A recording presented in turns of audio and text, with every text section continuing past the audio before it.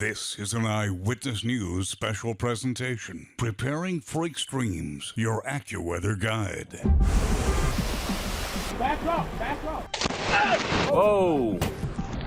Look at all the green boxes you see from New York City all the way through New Jersey. Those are all active flash flood warnings. We do expect to see a lot of flood damage. Parts of Bayside remain underwater at this hour. I've never seen this kind of devastation. These two women were in their car on the road when they were swept into the Cedar Brook. Most of the water, as you can see, is subsided, but the mud is now caked along both sides of Route 22. 3 consecutive days ahead of us with forecast highs in the 90s. On top of the heat, it's an air quality alert that includes most of the tri-states. National Weather Service has issued more flash flood warnings to date in 2025 than any year in recorded history.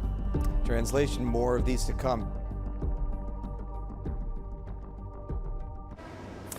And good evening from the AccuTerrace. I'm meteorologist Lee Goldberg, and what a difference a day makes. I mean, the sun has come out now, we have this nice breeze, the humidity is down, and as the calendar shifts to August, we shift to a beautiful weather pattern this weekend. We'll have a nice stretch of sunny weather, it'll be comfortable, we'll have low humidity as well, and no rain threats. Will be in the 70s and 80s. It's a far cry from what we saw in July, a month characterized by deadly flooding, deadly lightning strikes, and supercharged storms that dump near record levels of rainfall across parts of the area.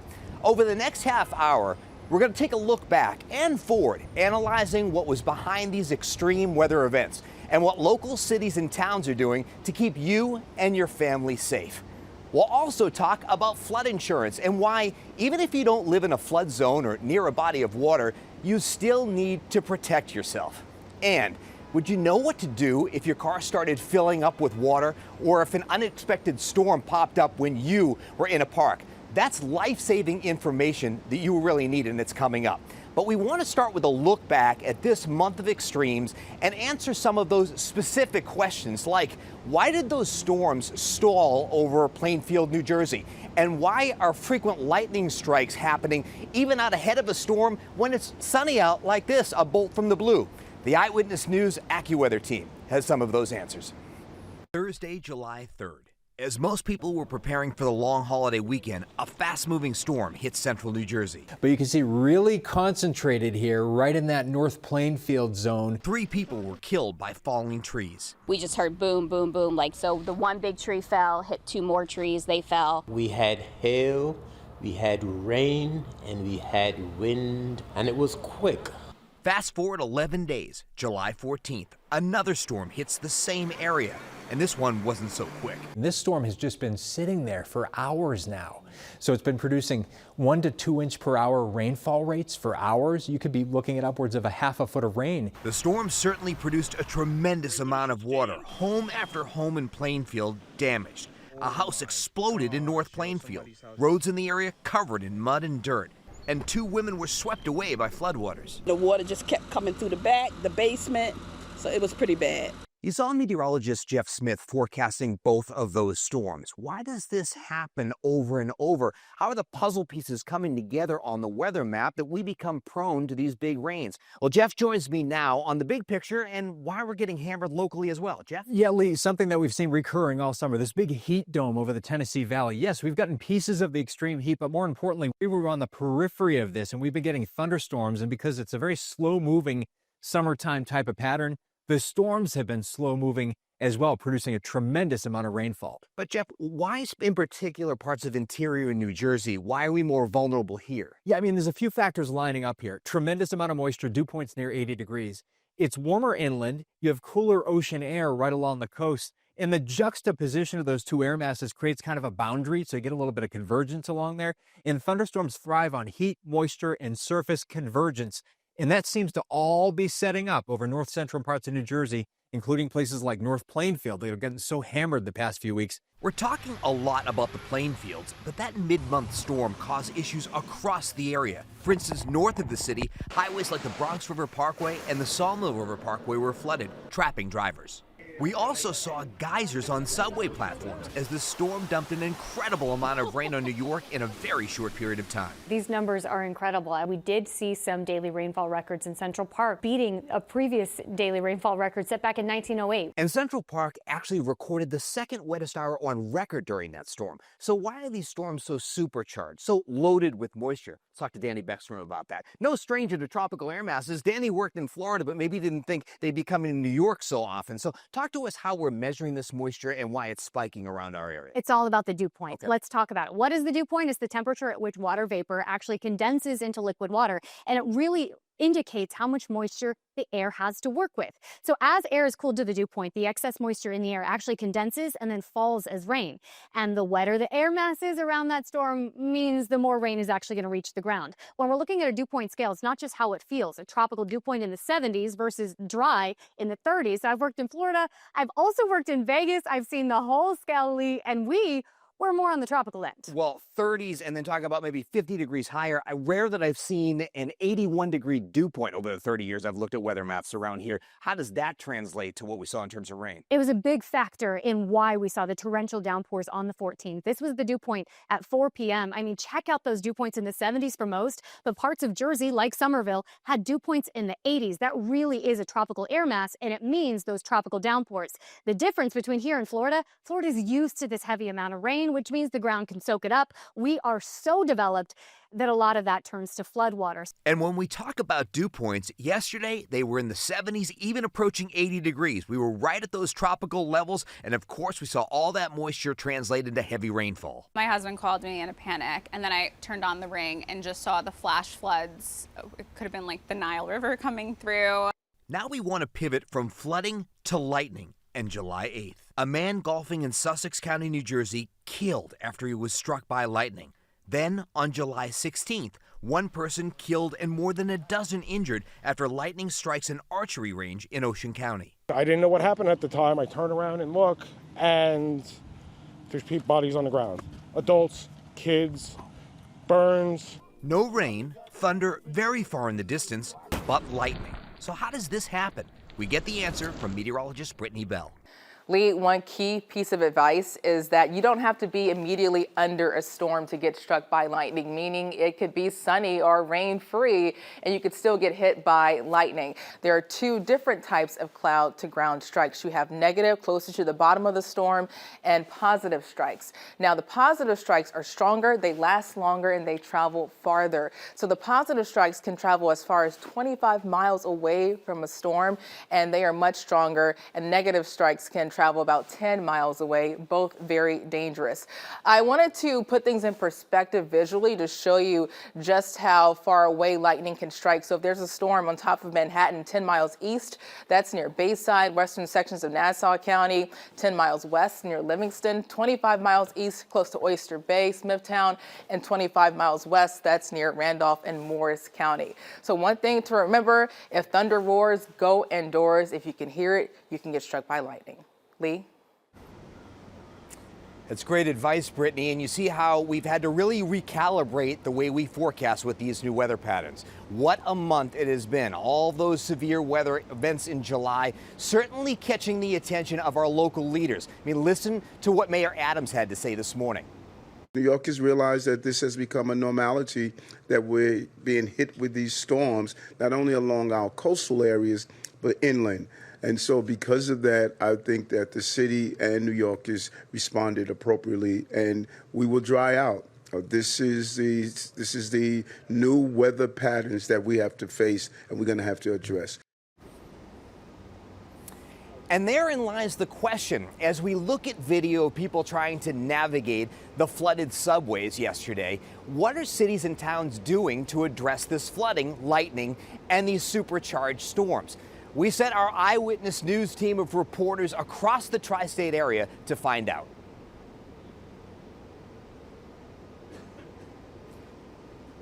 We begin with... Surrounded by water on three sides, Lower Manhattan is especially vulnerable to rising waters. This is what happened during Superstorm Sandy, and now Lower Manhattan is the site of several projects designed to protect property and people from future floodwaters. One of the hallmark projects is right here. It's the East Side Coastal Resiliency Project. This is a combination of berms, raised parkland, and flood walls. It also incorporates actual floodgates, which weigh up to 16 tons each. This project is designed to protect the local neighborhood and up to 100,000 local residents in the event of flooding during major storms. On the west side, a similar project has taken shape. This is Wagner Park, located just west of the Battery.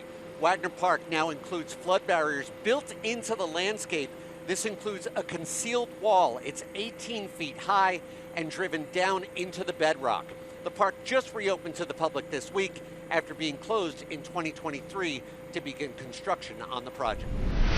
I'm Marcus Solis along the Bronx River and the parkway named for it. With highway and water side by side, it's no surprise it floods quickly and often. And in Westchester, it's not the only one. It's just too much water, too fast. Indeed, the flash flooding earlier this month resulted in roads swallowed up by the rivers they run parallel to. The Sawmill River Parkway and the Bronx River Parkway, the very first parkway in the United States. Welcome back to this Eyewitness News special presentation. Do you live in a flood zone? Hopefully you already know the answer to that question. If you don't, you can easily find out. On FEMA's website, you can search for your exact address and see your flood risk. Now, while they may be easy, figuring out your flood insurance is an entirely different endeavor. We asked our 7 On Your Side investigative reporter Dan Krauth to look into property insurance, especially as damages are happening to homes that aren't even in flood zones. Anytime the rainwater rushes into the subway. How you guys doing? Good. Or turns streets into rivers, like it did earlier this month in New Jersey. Maria Reuter gets anxiety. It was just so stressful and so just overwhelming. She has been a victim of Mother Nature before. She filed 2 claims with her insurance company in 3 months. First, she says the water from Hurricane Ida caused her ceiling to bubble. And then a short time later, her basement flooded with sewage water. Cost thousands of dollars to fix her Union County home. 1 year later, she received a phone call. They told us, we're not insuring you anymore. You're too high risk of a client. And too high risk? You filed too many claims. Yeah, they told us. Because you filed 2 claims? Yep, that were 100% not our fault. She's not alone. We tracked small increases each year in the amount of families who have been dropped by their insurance companies in the tri-state. They're called non-renewals. The darker the color, the more families impacted. As you can see, it's not just those living along the water's edge who are affected. It's just one more thing for people to worry about, where before I thought insurance was really like a safety net, and now it feels like a burden. While there's a slight increase in people being dropped by insurance, research shows big increases in homeowner insurance rates from 2018 to 2023. An average spike of 15% in New Jersey, 19% in New York, and 23% in Connecticut. Does that sound correct? There's been increases. Assemblyman David Weprin is the chair of New York State's Insurance Committee. And we've had a number of hurricane flood type of events in New York that we hadn't had, in years. Says higher premiums are partly due to fraudulent insurance claims and to climate change across the country. I think there's no question there's a correlation between some of these climate events and insurance premiums going up. His committee's working to put safeguards in place to keep insurers in the state and to prevent increases. Worried we'll only be seeing more of this moving forward. Unfortunately, they're forgetting that people are at the heart of the problem, like at the heart of who's being affected. Dan Krauth, Channel 7, Eyewitness News. Thanks so much, Dan. We want to turn to the other member of our 7 On Your Side team. We turn to Nina Pineda, and she has practical advice for anyone considering flood insurance or dealing with flood damage.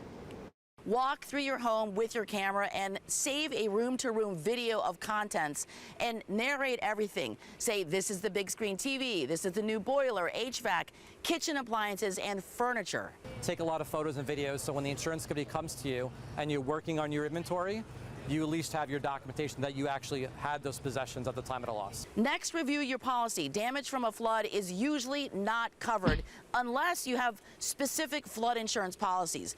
But exactly how your property was impacted will make a difference. How the water came is very important. So if the water came through the roof and you have a homeowner's policy, you may have coverage for roof seepage. If the water came outside of your house through your foundation, you may not have coverage. It all depends if you have flood insurance or not. Now, if the water came through the drain in the floor, you may have sump pump coverage or drain overflow coverage. So 3 different things can happen at the same time, and whether you have the right insurance, that's another question. Flood insurance in our area is pretty pricey. It costs about $1,000 a year, but with the risk of floods becoming greater every year, it might be an investment that's worth it. In North Plainfield, Nina Pineda, Channel 7, Eyewitness News. Thank you, Nina. Coming up, your car is filling with water during a flash flood. What do you do? We'll have the step-by-step guide to survival, including one item every driver should have in their car on their keychain. And what an amazing stretch of weather we have now. It's sunny, it's low humidity, we're pushing the clouds away. I'll break down the first weekend of August, how beautiful the weather will be, how long will it last. It's all coming up in AccuWeather after the break. Welcome back to our Eyewitness News special, preparing for extremes. We pause for your AccuWeather forecast because it's nice to be able to catch our breath and have a really nice weekend. Beautiful on the AccuTerrace. Here's another look outside. As we look downtown, it's getting brighter and brighter. We've saved the best for last today. It's 71 degrees. Our temperature, our humidity is down. A July recap, 2 degrees above average. Surprised to see Central Park drier than normal? Well, that's just one place in the tri-state area, many places after yesterday's rain above normal. For August, we start out at 85 by the end of the month, 81. Average rainfall, 4.5 inches. Last year, a lot more. Sunset tonight, 8:11. Sunset by the end of the month, 7:29. A full sturgeon moon on the 9th, and the Perseid meteor shower, one of the best of the year, the 11th to the 13th. Boaters, beachgoers, a great day at the beach. We've had a high risk of rip currents today, and tomorrow we'll still be on the moderate side. In terms of the air quality, moderate, and the UV index will be at a 9. Futurecast, we clear things out tonight. It's comfortably cool. Temperatures in the 60s, even dropping into the 50s. And then by Saturday afternoon, we should be right around 80 degrees, but much of the day in the 70s. Comfortably cool as we go through tomorrow night into Sunday morning, and then in the afternoon, a few degrees warmer and still plenty of sunshine. Might get some wildfire smoke haze coming in on Monday and Tuesday. Meanwhile, it is an AccuWeather alert free zone on that 7-day. Getting warmer into next week, but not terribly humid. The next threat of a storm may be later Thursday. We'll have to watch out for a low off the East Coast, see if there's any tropical characteristics to it. I'm not worried about an organized storm, but maybe there's some rain by next Friday. That's the way the forecast is shaping up. Back to preparing for extremes. And now, what about that situation that's so frightening to us? Rising water levels when you're in the car. Sam Champion has more. Thanks, Lee. So we've all here at Channel 7 covered so many severe weather events over the years. Having been here since 1988 on the air with you, I can tell you that these things are happening more and more frequently, and I have a frame of reference for that. This means you need to be prepared for anything. Now, on our air, we've demonstrated everything from escaping a plane filling with water, yeah, did that, to surviving rip currents, yeah, did that. So I figured it was someone else's turn to do all of this. So we asked Anthony Carlo to show you what to do if something like this happens and your car suddenly starts filling up with floodwaters. Sometimes we think we're invincible and will forge ahead through anything. If you don't take proper measures quickly to get out of the vehicle, anything could happen. The vehicle could be swept away. This is Sergeant Anthony Burrow. So this is one of our swiftwater vessels. Part of the New Jersey State Troopers Marine Services Bureau. Yeah, you're gonna have to have a balance. Tasked with rescuing people who've become stuck in floodwaters, their vehicles submerged. The quicker you get out, the higher your chance of survival. What is the first thing that a driver and passenger should do? So the first thing you should do is try to remain calm. Immediately take off your seatbelt, roll your window down, and then do your best to exit through the window. You have a couple of options. One is to actually get up onto the roof of the vehicle. Tell me why that might be important. It'll buy you the most time at the highest point of the exterior. Good. But of course, there are many variables in a situation like this. Perhaps neither your door nor window will open. Be prepared with a simple tool. Seatbelt cutter on a keychain that also doubles as a spring action window punch. What would you tell people if they don't have a device to punch a hole in the window? Most front seat headrests have metal posts that hold them into the seat, and the 2 metal rods on the bottom can be used to try to break the window. 6 inches of standing water can disable a vehicle.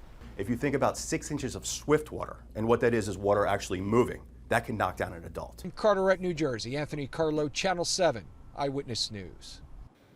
And our thanks to Anthony and the New Jersey State Police for that demo. Now, one more note. If you find yourself in floodwaters, they're very powerful, more powerful than they seem. So walking sideways and shuffling your feet is actually best to keep your feet and your path and keep your balance in floodwater and avoid being swept away. Lee?